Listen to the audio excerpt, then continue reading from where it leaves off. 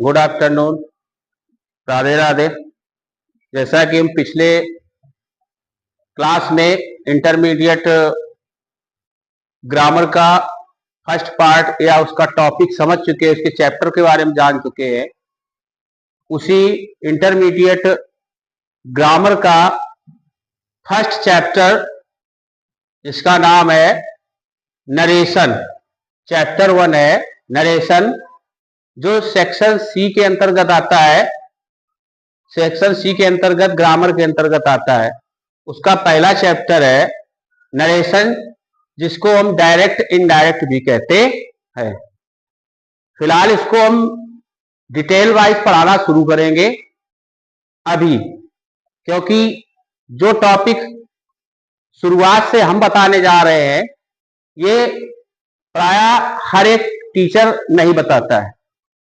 सीधे चैप्टर और इसके बाद नियम लिखाकर और तुरंत पढ़ाना शुरू कर देते हैं, लेकिन बीच का उसके पहले का जो मैटर है उसके बारे में कोई नहीं बताता है।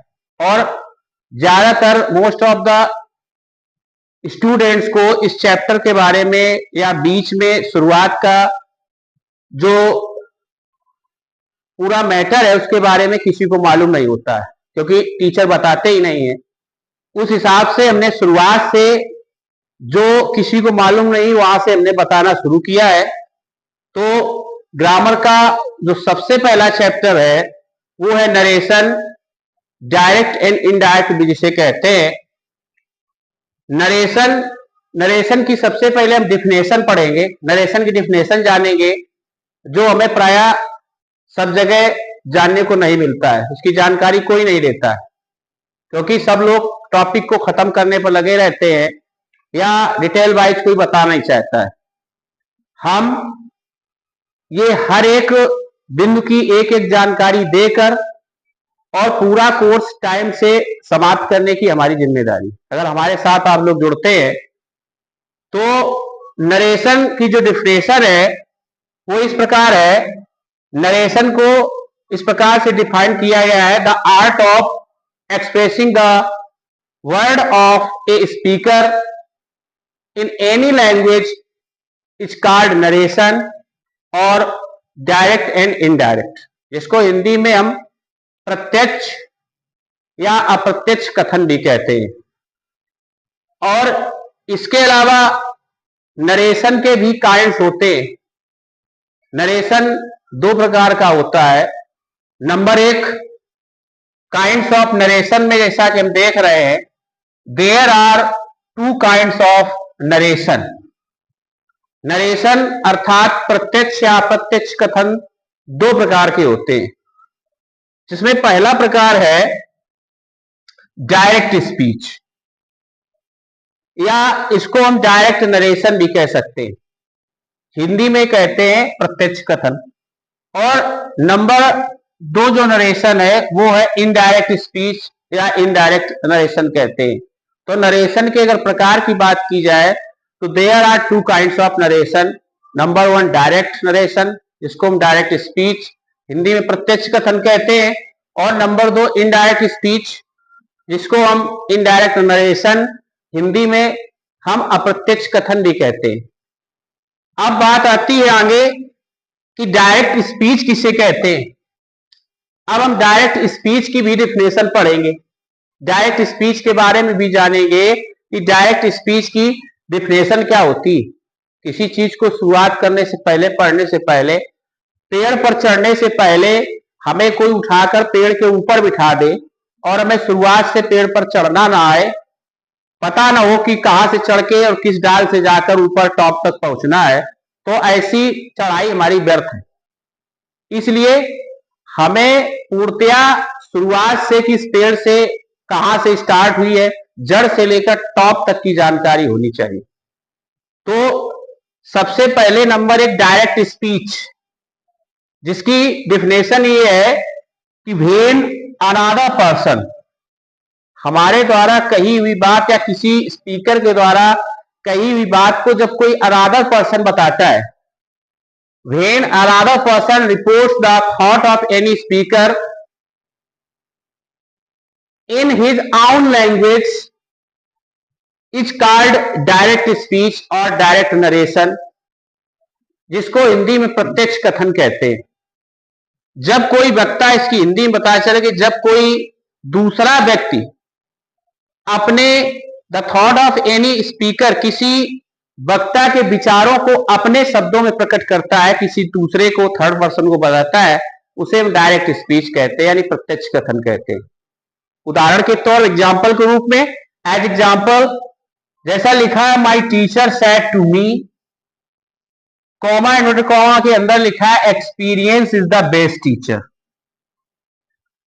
Experience is the best teacher अपने आप में एक यूनिवर्सल ट्रुथ को साबित करता है, एक सार्वभौमिकता दिखाता है। कहने का मतलब है ये इसके अंदर जो क्वेट लिखा है, जो भाषा लिखी है, वो अनचेंजेबल है, यानी इसको बदला नहीं जा सकता है। जिसका अर्थ है कि अनुभव सबसे अच्छा अध्यापक है, अनुभव से बड़ा कोई अध्यापक नहीं है।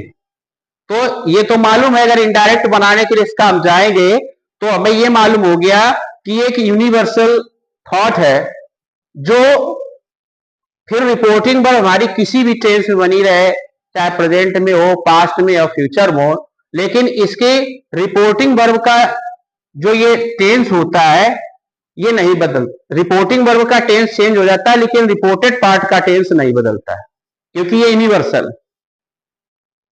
इसकी जब इनडायरेक्ट हम, तो ये डायरेक्ट स्पीच, ये हमें एग्जांपल हमें बताने का मतलब था, हमने ज्यादा बता दिया। बताने का मतलब ये था कि डायरेक्ट स्पीच की जो हमने डिफिनेशन लिखी, उसका एग्जांपल ये है कि my teacher said to me experience is the best teacher, इधर कॉमा लगता है, ये डबल इन्वर्टेड कॉमा लगे और फुल स्टॉप लगा होगा और डबल स्टॉप क्लोज होंगे।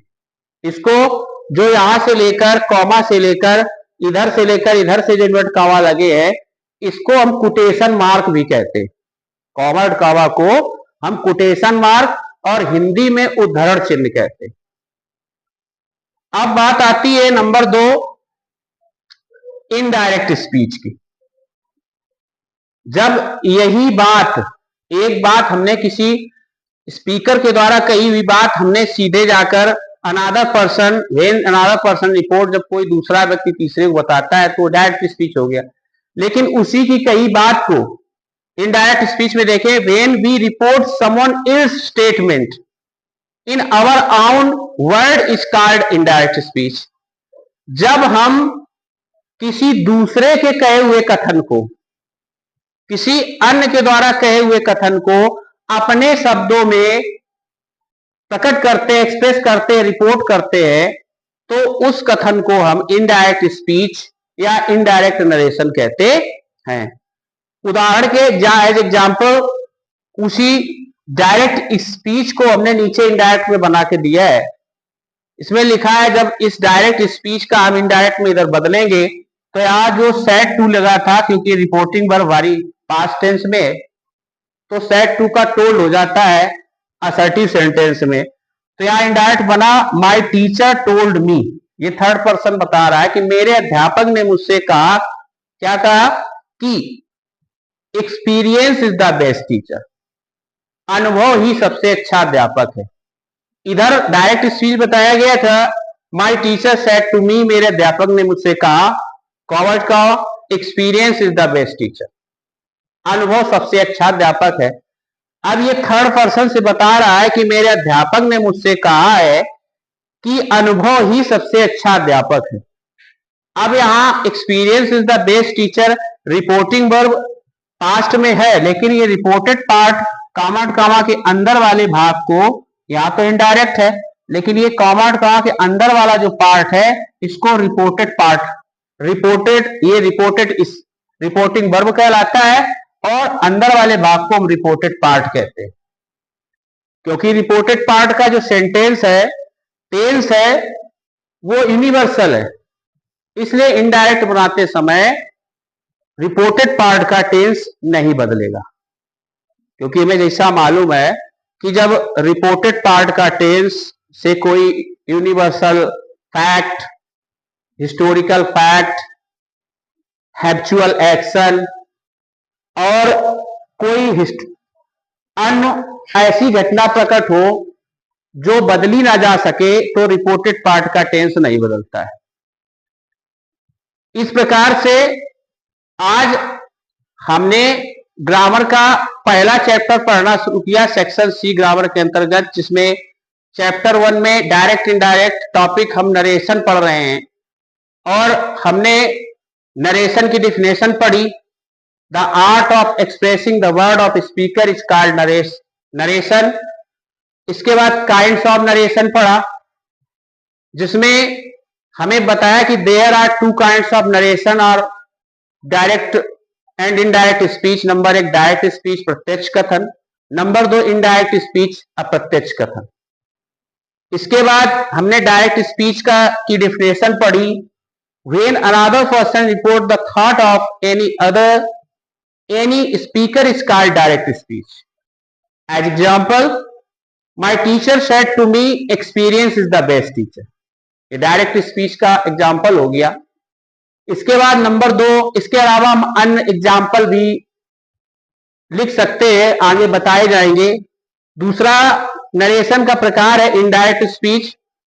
इसकी definition, when we report someone else's statement in our own word is called indirect speech। जब हम किसी अन्य व्यक्ति के कथन को अपने शब्दों में प्रकट करते हैं उसे हम अप्रत्यक्ष कथन कहते हैं। इसका एग्जाम्पल अप्रत्यक्ष कथन का है, my teacher told me that experience is the best teacher. इसके साथ साथ हम, क्योंकि इंटरमीडिएट अंग्रेजी के कोर्स में फिगर ऑफ स्पीच, जिसको हम पोएटिक डिवाइस भी कहते हैं, लिटरेरी डिवाइस भी कहते हैं, उनके काइंड्स तो बहुत प्रकार के होते हैं।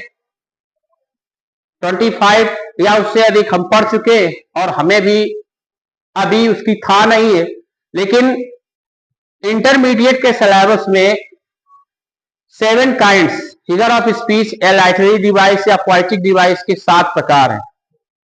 उसी में से पहले उनकी डिफिनेशन पूछी जाती थी, एक आध एग्जाम्पल दिए जाते थे, उसमें पूछते थे what kinds of figure of speech in this example. लेकिन अब जब हम लिटरेचर सेक्शन डी करते हैं, लिटरेचर का पार्ट करते हैं, लिटरेचर के पार्ट में हमारा पोइट्री का जो स्टेंजा आता है उसके अंतर्गत उसी स्टेंजा के जो कंप्रीहेंशन क्वेश्चन आते हैं, कंप्रीहेंशन क्वेश्चन के अंतर्गत ही कभी कभी उसमें पूछ देता है कि what is the literary device use in the above stanza. ऊपर दिए गए स्टेंजा में कौन सा लिटरेरी टर्म यूज किया गया है, कौन सी पोएटिक डिवाइस यूज की गई है, पोएटिक डिवाइस या कौन सा फिगर ऑफ स्पीच यूज हुआ है, तो हमें बताना पड़ता है। उस आधार पर हम तुम्हें ये भी बता चलेंगे एक साथ कि experience is the best teacher. तुम्हारे सिलेबस में, इंटरमीडिएट के सिलेबस में 7 काइंड्स ऑफ लिटरेरी डिवाइस हैं। नंबर 1 सिमिली, जिसको हम रूपक कहते हैं। नंबर 2 मेटाफर, सिमिली जिसको हम उपमा कहते हैं। नंबर 2 मेटाफर, जिसको हम रूपक कहते हैं।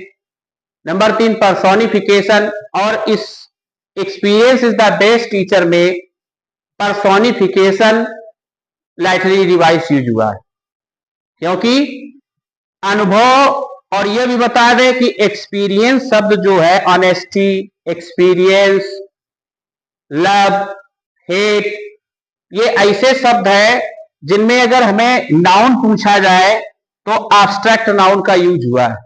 और एब्स्ट्रैक्ट नाउन वाला जो वर्ड होता है, उस वर्ड को जब हम सजीव की तरह यूज करते हैं, पर्सोनिफिकेशन की अगर हम डिफिनेशन पर जाएंगे तो पर्सोनिफिकेशन लिटरेरी डिवाइस कहती है कि when a lifeless things, personification is a literary device, personification is a figure of speech in which a lifeless things or abstract ideas are thought of as living being।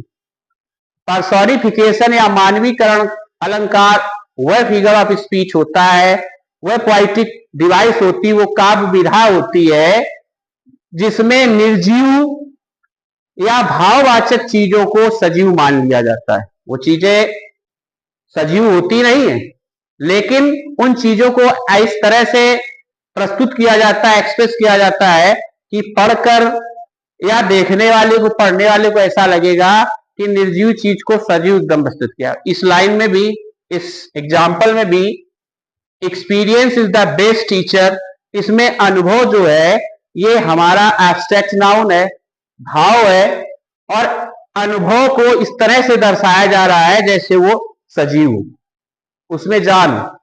इसलिए इस experience is the best teacher में personification लाइटरेरी device का प्रयोग किया गया है। इस तरीके से अब इसका अगला टॉपिक जो parts of direct and indirect speech का है, जो नेक्स्ट क्लास में बताएंगे। और अब क्लास है, लगभग हम प्रयास करेंगे कि रेगुलर या एक दिन छोड़ के हम देने का प्रयास करें। प्रथम क्लास के बाद कुछ गैप हो गया, कुछ व्यस्तता के कारण, लेकिन हम प्रयास करेंगे कि लगातार अब क्लास देते रहे, और जैसे जैसे लोग स्टूडेंट जुड़ते जाएंगे हमारा और उत्साहवर्धन होता रहेगा और हम क्लास को रेगुलर जारी रखने का प्रयास करेंगे। तो और डिटेल वाइज ये केवल इंटरमीडिएट के स्टूडेंट्स के लिए ही जरूरी कोर्स नहीं है। आगे हम कोई भी एयरफोर्स, एसएससी या कोई भी कॉम्पिटिटिव एग्जाम की अगर तैयारी कर रहे हैं, उन बच्चों को तो बिल्कुल डिटेल से बैठकर इस कोर्स को पढ़ना चाहिए, क्योंकि हर टॉपिक पर बड़े बड़े यूट्यूबर पढ़ा रहे हैं, लेकिन हर एक टीचर डिटेल वाइज किसी कोर्स को नहीं पढ़ाता है। हम चाहते हैं कि हम कुछ ऐसा दें जो सबसे अलग हो और तुम्हारे लिए यूजफुल हो। जय हिंद, जय भारत।